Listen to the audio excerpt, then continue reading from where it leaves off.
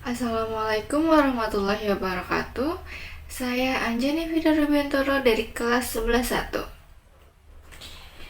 Di dalam kehidupan modern seperti zaman sekarang, banyak sekali anak-anak yang melupakan tugas dan kewajibannya untuk berbakti kepada kedua orang tua.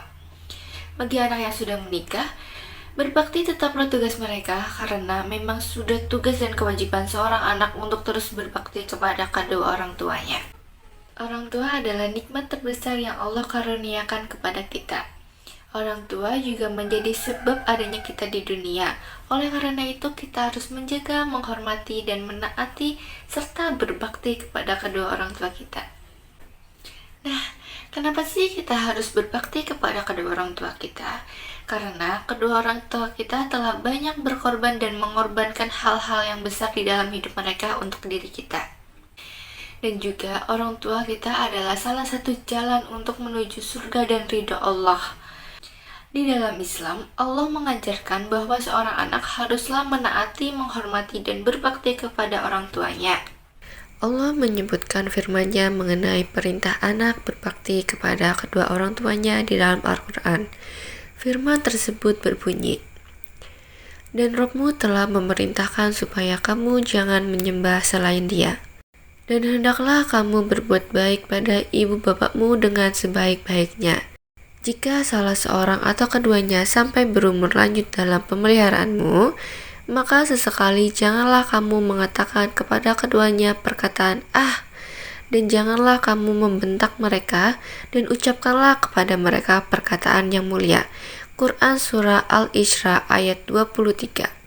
Yang dimaksud dengan perbuatan baik pada ibu bapakmu dengan sebaik-baiknya adalah berbakti, mengasihi, dan lemah lembut kepada keduanya. Dalam ayat di atas, Allah meletakkan perintah berbuat baik kepada kedua orang tua langsung setelah perintah Allah kepada hambanya untuk menyembahnya, sehingga menunjukkan betapa besarnya hak kedua orang tua atas diri kita. Sebaliknya, Allah juga menyertakan tindakan buruk kepada orang tua serta ketiadaan bakti terhadap keduanya dengan perbuatan kesyirikan. Rasulullah bersabda, "Maukah aku beritahukan kepada kalian tentang dosa-dosa besar yang paling besar?" Kami menjawab, "Tentu wahai Rasulullah." Rasulullah bersabda, "Menyekutukan Allah dan mendurhakai orang tua." Hadis riwayat Bukhari Muslim. Dalam berbuat baik pada kedua orang tua, ibu lebih diutamakan baru kemudian ayah. Seperti hadis yang terkenal yang berbunyi, "Wahai Rasulullah, siapakah manusia yang paling berhak untuk dipergauli dengan baik?" Beliau menjawab, "Ibumu." Ia bertanya lagi, "Lalu siapa lagi?" Beliau menjawab, "Ibumu." Ia bertanya lagi, "Lalu siapa lagi?" Beliau menjawab, "Ibumu." Ia bertanya lagi, "Lalu siapa lagi?" Beliau pun menjawab, "Ayahmu, kemudian kerabatmu yang terdekat, begitu seterusnya." Hadis riwayat Bukhari Muslim. Banyak sekali manfaat jika kita berbakti kepada kedua orang tua kita. Contohnya, jalan menuju surga. Berbakti kepada orang tua sangatlah utama karena merupakan salah satu jalan utama menuju surga. Rasulullah bersabda, "Orang tua adalah pintu surga paling tengah. Kalian bisa sia-siakan pintu itu atau kalian bisa menjaganya." Hadis riwayat Tirmizi. Mendapatkan doa baik dari kedua orang tua. Doa orang tua terkenal mustajab. Dengan berbakti kepada kedua orang tua, mereka akan banyak mendoakan hal baik kepada kita. Rasulullah bersabda, 3 doa yang paling mustajab yang tidak diragukan lagi yaitu doa orang yang dizalimi, orang yang berpergian, safar, dan doa baik orang tua kepada anaknya. Hadis riwayat Ibnu Majah. Ada beberapa cara untuk berbakti kepada orang tua kita yang sangat sederhana dan mudah dilakukan dalam sehari-hari. Yang pertama, menuruti perintah kedua orang tua. Ridho Allah tergantung pada ridho orang tua dan murka Allah tergantung pada murka orang tua. Hal ini sesuai dengan hadis yang diriwayatkan oleh Bukhari. Namun harus diingat, taat kepada orang tua bukan taat dalam bermaksiat. Ini sesuai dengan perkataan Rasulullah.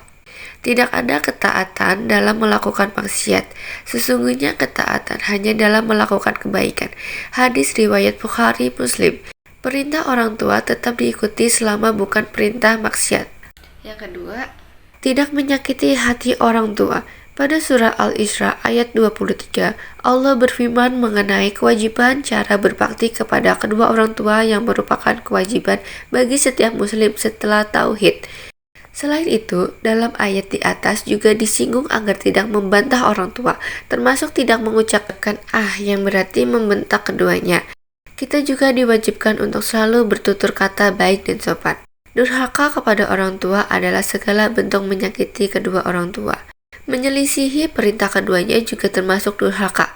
Abdullah bin Umar pernah berkata, membuat orang tua menangis termasuk bentuk durhaka pada orang tua. Yang ketiga, berakhlak mulia di hadapan kedua orang tua. Rasulullah bersabda, ada seseorang yang mendatangi Nabi Shallallahu Alaihi Wasallam. Ia ingin meminta izin untuk berhijab. Nabi Shallallahu Alaihi Wasallam lantas bertanya, apakah kedua orang tuamu masih hidup? Ia menjawab, iya masih. Nabi Shallallahu Alaihi Wasallam pun bersabda, berhijablah dengan berbakti kepada kedua orang tuamu. Hadis riwayat Muslim nomor 2549. Di hadis tersebut dapat kita lihat bahkan perintah untuk berbakti kepada orang tua di atas berhijab. Ini menunjukkan keutamaan berbakti kepada kedua orang tua. Dan yang keempat, membahagiakan orang tua meski mereka sudah tiada. Bagaimana sih cara berbakti kepada kedua orang tua meski mereka sudah tiada? Rasulullah pernah bersabda, suatu saat kami pernah berada di sisi Rasulullah Shallallahu Alaihi Wasallam. Ketika itu datang seorang Bani Salimah. Ia berkata, wahai Rasulullah, apakah masih ada bentuk berbakti kepada kedua orang tuaku ketika mereka telah meninggal dunia? Nabi Shallallahu Alaihi Wasallam menjawab, iya, masih tetap ada bentuk berbakti kepada keduanya.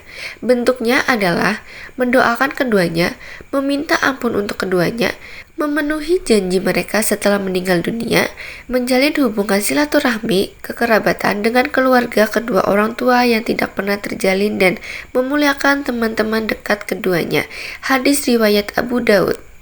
Demikian beberapa hal yang dapat saya sampaikan. Semoga apa yang disampaikan tadi dapat memberi manfaat dan kebaikan bagi kita semua. Jika ada yang baik itu datang dari Allah, dan jika ada yang buruk itu datang dari diri saya pribadi. Mohon maaf atas kekhilafan tutur kata dan perbuatan yang disengaja maupun yang tidak disengaja. Saya ucapkan terima kasih.